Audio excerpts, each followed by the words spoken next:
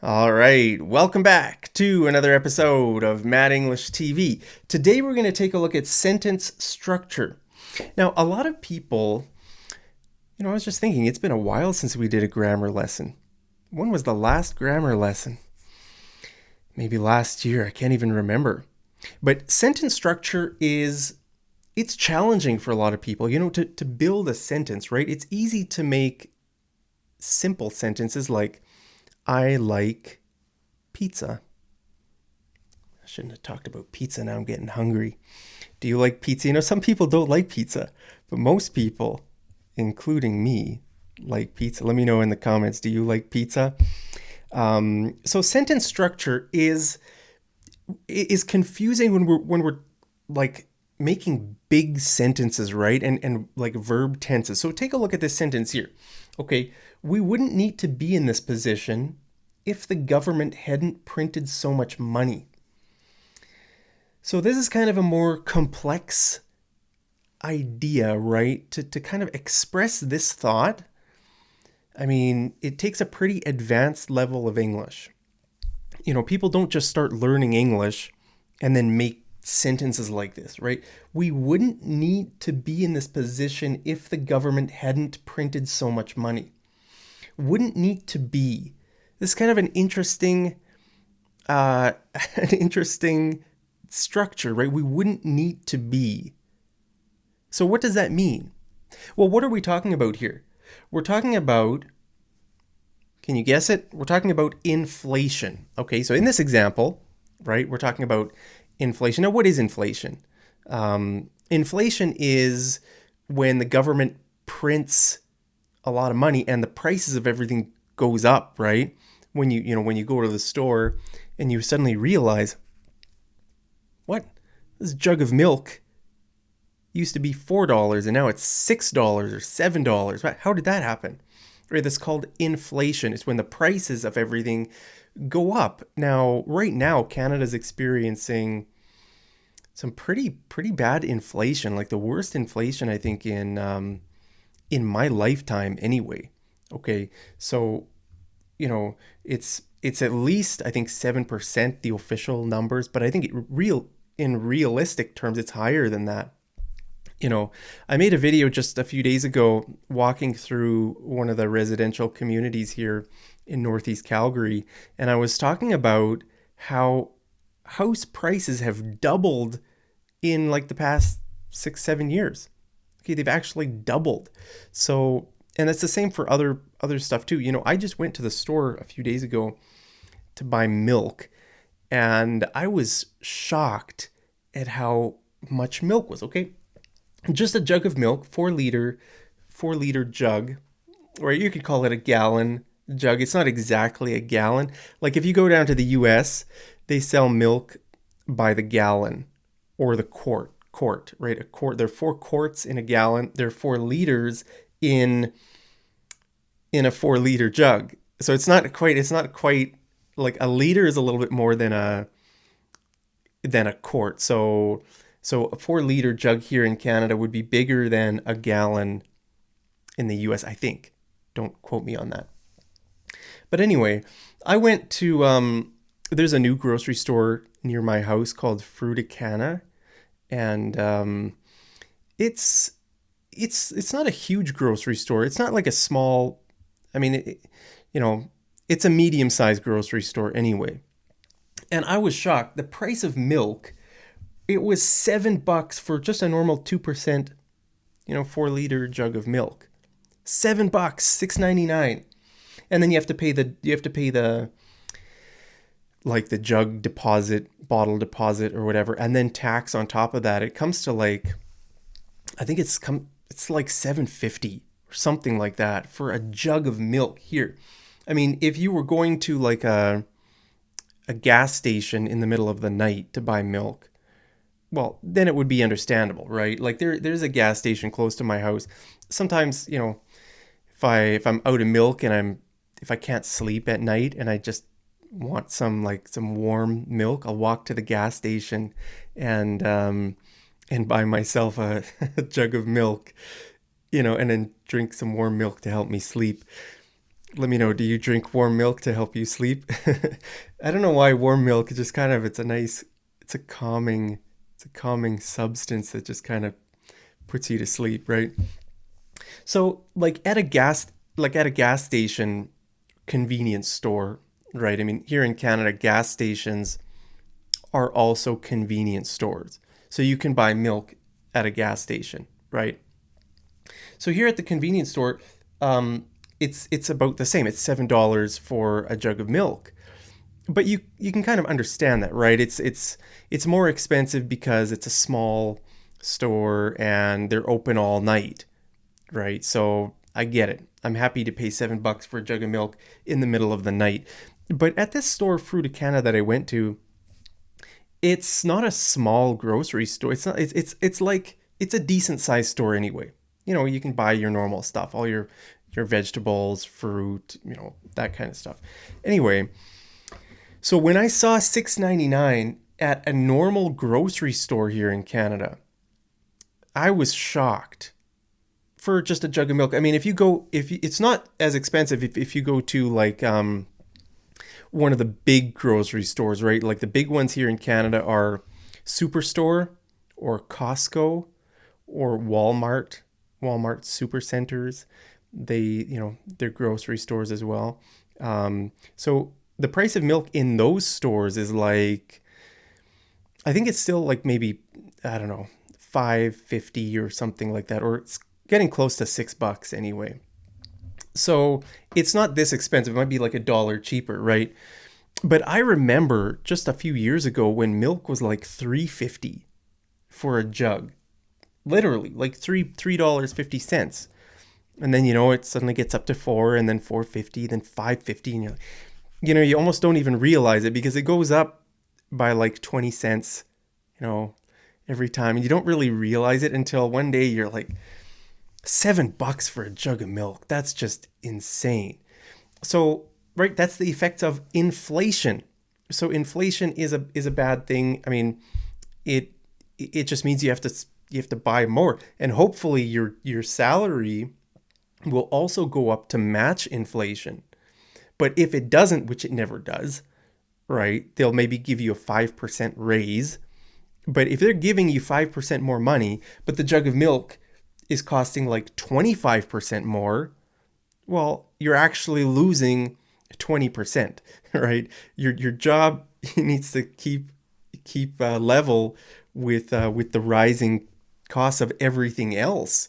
Whatever you buy, bread, milk, cars, whatever. So anyway, it's my story about buying milk and inflation. So let's look at this sentence structure again. We wouldn't need to be in this position if the government hadn't printed so much money. That's how governments, if they want to do something, if they want to spend money, they just print it. And it's not good for the economy if they do that, right? So we're talking about this is a hypothetical situation, right? It's not, we're just imagining here, right? That's what the word hypothetical means. Now, hypothetical, when we make these kinds of sentences, we use the word would and if, right? We wouldn't need to be in this position if the government hadn't printed so much money. So we are in this position, right? Inflation is really high. Milk is expensive. Everything's expensive. Housing prices have doubled, right? That's reality. Now we're going back and we're imagining what could have happened or how we could have avoided this situation, right? So then we're saying a sentence like this: we wouldn't need to be in this position if the government hadn't printed so much money. Okay, let's look at another example. So he wouldn't need to work so hard if he had invested his money earlier in life, right? He wouldn't need to work so hard if, right? These words are important in this kind of a structure, right? Would and if, right?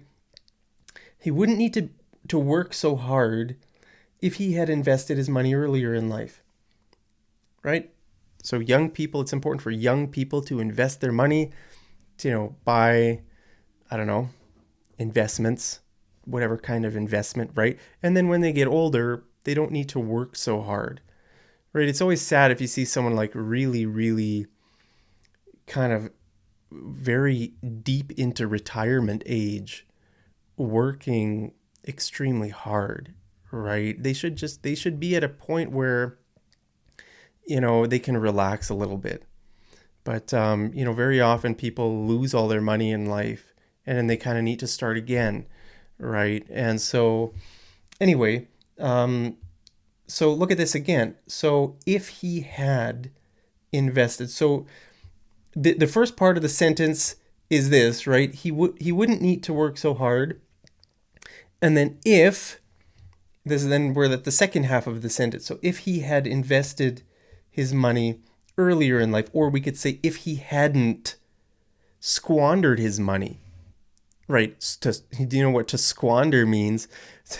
To squander your money, it means just to waste it, to spend it on stupid things, just squandering your money. So don't squander your money, right? So it's like the opposite of investing. When you're investing your money, you're trying to be careful. You're trying to do good things with your money. If you squander it, I don't know, you just waste it, right? So if he had invested or if he hadn't squandered, depending on what you want to say, right? If you know someone who's wasted all their money, if they've squandered it all, then, you could say, yeah, he wouldn't have needed to work so hard if he had, or he wouldn't need to work. See, now you just saw me use a different construction. He wouldn't have needed to work so hard. Right. So in this one, we're just looking at this one. But see, with verb tenses, sometimes there's so many different ways to make a sentence, right? So that's why actually these kinds of lessons I think are pretty useful. Let me know if you want me to make more sentence structure lessons. Smash like and let me know down in the comments because I'd be happy to make more. Just taking a look at like one sentence at a time. Right, so in this lesson, we're just looking at this kind of a sentence. He wouldn't need to work so hard, right? If he had, so the reality is he is working hard now, right? The reality is he's working hard. He has to work hard, but he wouldn't need to if he had invested his money earlier in life or if he hadn't squandered his money earlier in life, all right? Let's look at one more example.